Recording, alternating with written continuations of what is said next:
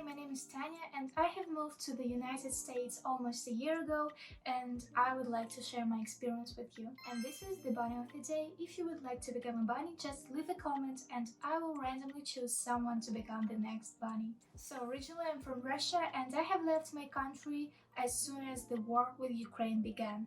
I always disliked Russian government. I just felt that I can't stay in this country anymore, especially when they told us that we can't use a word war to describe the situation with Ukraine, and Russian government could imprison you just for using this word. And I did use this word. I had a Russian channel and of course, I made some videos about this situation and I told that this situation is called war, and I felt that I am at risk and that I can be imprisoned or beaten, or I don't know, something bad could happen to me.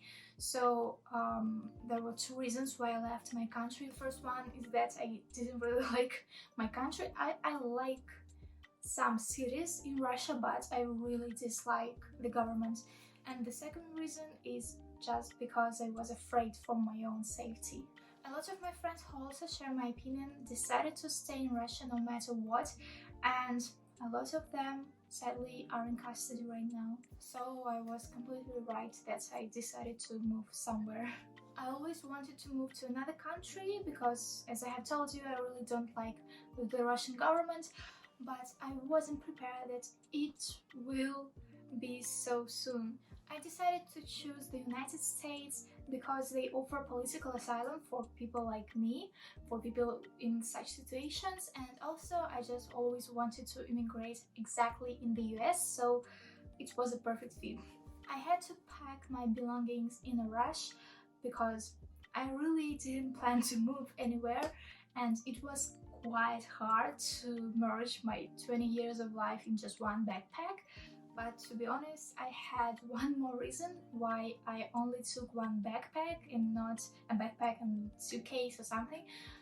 It's just because I didn't want to pay extra for luggage, because I had to flew through quite a lot of countries and I would have to spend a lot of money to pay for my luggage. And why did I have to flew through a lot of countries? Well, Russians are not able to easily receive American visa simply because there is no embassy in Russia, and if you would like to do so, you will have to go to another country, then wait for a lot of months in this country, and only then probably American government will give you visa, but this is not 100% parent. So, and also at this time Russian planes were not able to fly to all the countries because of sanctions, and the list of countries where Russian planes could safely fly was a very tight. So my route looked like Russia, Turkey, Egypt, Turkey, Mexico, US. So almost 6 countries, but in fact these are 5 countries, but 6 flights. It took me almost a month to finally get to the US, and there was a lot of challenges on my way. First of all, it wasn't easy at all to escape from Russia. There were a lot of security checks on the border, and if they will decide that something is wrong with you, that you shouldn't leave the country, then they will just keep you in the country no matter what. And if you're a programmer, for example, they won't leave you out simply because you're a programmer. Nothing is wrong with you, it's just that you're a programmer and Russian government want to keep all the programmers inside their country and don't let them go. So I was lucky that I'm not a programmer and they let me out, but there was a very high risk. They could also take your phone and tell you to unlock it and to show them all of your messengers, all of your gallery, just to find something about your political opinion. And if you are against the government, against the war, you won't be let out, and probably you would go straight to jail instead of the country that you were planning to go to. Secondly, my flight from Russia to Turkey was cancelled because of the weather condition, and it was merged with the next flight to Turkey, meaning that there were twice more people than a plane could fit, and we literally had to fight with each other to be able to be boarded. and I was lucky enough to be the first one who has gone through the security checks. But a lot of people had to stay in Russia for like an additional week or a month because of the weather conditions. And if I wasn't able to board that plane, I don't know where would I be now? What would I do now? Maybe they wouldn't be me now. I'm not sure. So I'm very happy that I managed to board on this plane. My flight from Turkey to Egypt was very easy, nothing to add here, but my flight from Egypt was supposed to be to Austria, not to Turkey again. And what happened here is a completely mess, I think. I bought tickets from Lufthansa to Austria and they didn't let me on the plane because I'm Russian. This is insane. At that time, I have heard something that Lufthansa doesn't let Russians go on their planes unofficially, and I decided to write in Instagram to Lufthansa and in Twitter and in email and everywhere I could if they would let me to go on their plane or not, keeping in mind that I'm Russian. And their official support told me that yes, of course you will be boarded. No worries about this. You could buy your ticket and fly whenever you want. And I'm like, okay. And I bought a ticket to Austria from Egypt, and then from Austria I was supposed to go to Mexico right away. And they, as soon as they saw my red Russian passport, they just told me that no, you won't be boarded, goodbye. They didn't give me any explanation at all, and I asked them for a refund or for a replacement ticket, but they told me that no, we're not offering any of these to Russians because you have some problems with your credit cards. And yes, at this time and now as well, Russian cards are not working anywhere in the world except in Russia and maybe in Belarus. I'm not sure. I had to cry for 3 hours straight in front of the Lufthansa supervisor, trying to explain that this is the end for me, something like that. So I tried to be very dramatic, and they wanted to call the police on me because I asked them to make me a refund since they are not letting me on the plane and don't tell me the reason why they don't want to let me inside. And finally, after 3 hours of crying, the supervisor has changed and she was more sympathetic than the previous one, and finally she agreed to give me another ticket, not to Austria and then to Mexico, but to Turkey and then to Mexico. I was fine with that. I didn't really want to go to specifically to Austria. I needed to go to Mexico, so that was not a problem for me. And of course they didn't offer me an hotel or a cab to somewhere, so I just had to spend a night in the airport on the chair. I didn't tell anything about this because I was happy that at least I managed to have another ticket to Mexico, and I was low-key afraid that if I would tell something about this, about the hotel or cab, they will tell me that, oh, okay, we then take back your ticket and you won't fly anywhere at all. Okay, if you want. So I decided not to take this risk and just slept on a chair in the airport. Recalling all of this makes me feel angry because this is not humane at all, and well, I'm paying them money, so they need to provide service, not me paying them money need to beg for their service. But okay, I went from Egypt to Turkey quite well, nothing to tell about this trip. But as soon as I arrived in Turkey, I realized that they gave me a wrong ticket to Mexico. It was a standby ticket, meaning that I would be able to board only if people with regular tickets won't be able to fill the whole plane, and there would be some places for standby tickets. and it was the Lufthansa's mistake because I bought regular tickets, so they had to give me regular tickets, not standby tickets. And I've tried to find their ticket office, but it turns out that there is no Lufthansa ticket office in Turkey, and I couldn't just call them because they didn't answer Russian phone numbers. So I also tried to go to Turkish Airlines because Lufthansa gave me Turkish Airlines ticket, and apparently in Turkey there is a Turkish Airlines ticket office, and they tried to help me for like 3 or 4 hours. They really tried to help me, but they told me that there is no way they can help me just simply because this is a ticket that was issued by Lufthansa. So it's Lufthansa who needs to solve all of these issues. And I decided that, oh, okay, I will try my luck. Probably I will be boarded to this plane anyway, and it turned out that no, because planes from Turkey to Mexico are always booked out.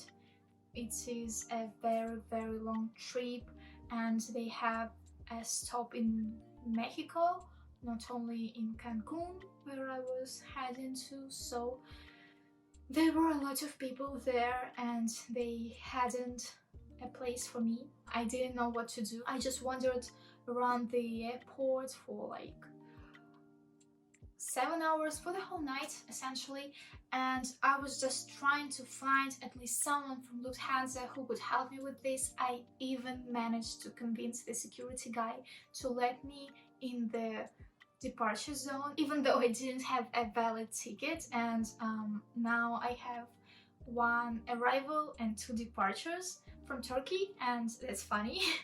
But it didn't feel funny at all at this time. And of course I didn't find anyone in the departure zone, so almost hopeless, I decided to go back to this like regular zone, and there I have found a Lufthansa check-in, like the place where you check in your luggage, and this was such a surprise and relief, and I was so happy. It's hard to explain by words because it just was a very stressful moment in my life. And I went to the supervisor, explained him everything, and he told me that okay, we will issue you another ticket, and you have 2 options, and they are a ticket for tomorrow, and you will go to Zurich and then to Mexico, and the second option is in a week after that day you will fly directly to Mexico from Turkey, and which one would you choose? And of course I wanted to choose the first option because I just wanted to go to Mexico as soon as possible, not in a week but tomorrow. To be honest, I wanted to go there like yesterday, but okay. And I asked him, if I choose the first option, will you let me in the plane? Because I tried to fly to Austria and they didn't let me inside because I'm Russian, so will you let me inside? And he told me, oh, so you know this. Yeah, personally I wouldn't recommend you to choose the first option, and I would take the second option because they wouldn't board you on the plane. And I was like, oh, so this is true. This is true. You don't really let Russians on your planes and tell them that you let them on the planes, and then don't let them on the planes and just taking their money. Good job. And I took the second option, and of course they didn't provide me an hotel or a cab to somewhere again, so I had to sleep in the airport for the 3rd night, and that was quite an experience, but at least I got what I wanted, so I didn't complain. Fun fact about how lucky I am: that supervisor told me that they were supposed to be closed for like 20 minutes at the time I came to them, but they had to stay open because some other American passenger had some issues, and for him, only him, they kept the whole check-in zone open just for one American. And I just felt the difference between someone from America and from Russia at this point, and yeah, it wasn't very pleasant for me, to be honest. I spent a sweet week in Turkey and then I needed to fly to Mexico. Nothing wrong was on the boarding, but there were some difficulties on the arrival. I knew that Mexican customs, they are trying to understand who of all of these people who are coming to the Mexico, who are willing to stay in Mexico to spend their holidays, and who are willing to go to Tijuana or somewhere to cross American border. And apparently I was the second type of person, but I really needed to look like I'm the first type of person. And there were a lot of security guys there, and all of them were constantly yelling like, where are you from, what are you doing here, and things like that. And it was scary. One guy, he was extremely aggressive. At this point he like yelled at me really hard, and I had to pretend that I don't know neither English nor Spanish, but I in fact know both of these languages. And that security guy who was the most aggressive, who yelled louder than anyone else, he went to that checkout zone. I'm not sure how do you name this. I'm not sure how do you name this in Russian even, so no clue how do you name this in English. It is the place where they give you a stamp and let you to go free in the city, and I was supposed to go exactly to him, and he knew that and I knew that, so I didn't want to go to that guy because I understood that something might go wrong with him. So I let someone behind me to go to this guy, and I just went to another person and was given a stamp for like 6 months, and that was it. I was inside Cancun. Then I needed to go to Tijuana. This is a city near San Diego, and there I was supposed to ask for political asylum. So I bought tickets to Tijuana, flew there, and I was stopped by a security guy as soon as I tried to leave the airport. He took away all the documents from me, he took away all the hotel reservations, and left me sit on a bench with 20 other Russians, and he made us wait for like 20 minutes. And I was thinking that he will deport me to Russia or to Turkey because he will somehow decide that I'm here to go to the US and not to stay in Tijuana, and this was true, so I had my concerns there. And I was lucky enough, for some reason he just gave me my passport back and told me that I'm free to go, and I went. I went to Tijuana and then bought a super cheap moped there. It was like 300 bucks. And the person who was selling this, he didn't trust me. He thought that I'm trying to scam him and I won't really buy this moped from him, and I had to convince him for like 2 days straight to be able to buy this moped. And finally he have sold this to me. It had a lot of problems, it was broken, it seemed very bad, but anyway, I only needed this for just one trip, so it was worth it. And I didn't fix anything, I didn't buy gas, I just went to the American border and asked the nearest CBP guy that I need a political asylum. So here I am. I was granted my political asylum 2 months ago in the end of January, and I'm happy.